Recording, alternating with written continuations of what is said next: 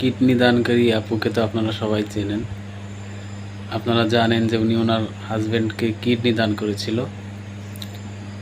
Kidney দান করার কিছুদিন পর উনি কান্নাকাটি করে, আপনারা জানেন, সোশ্যাল মিডিয়ায় পুরোদমে ভাইরাল হয়েছিল।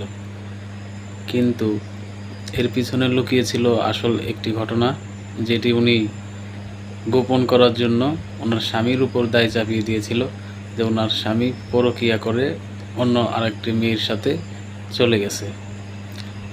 আসল ঘটনা যেটা উনি লুকিয়ে রেখেছে সেটা হচ্ছে, আসলে উনি নিজেই পরকীয়ায় আসক্ত ছিল, যার কারণে ওনার এই কুকৃতি ঢেকে রাখার জন্য উনি সোশ্যাল মিডিয়ায় এসে কান্নাকাটি করে পুরো সারা বাংলাদেশে ভাইরাল হয়েছে। ওনার হাজব্যান্ড কিছুদিন পরে উনি সোশ্যাল মিডিয়ায় এসে বলেছে যে উনি তিনজনের সাথে উনি অবৈধ সম্পর্কে জড়িয়েছিল। আসলে ওনার এই কুকীর্তি ঢেকে রাখার জন্যই ওনার স্বামীর উপর দোষ চাপিয়ে উনি কান্নাকাটি করে ভাইরাল হয়েছে।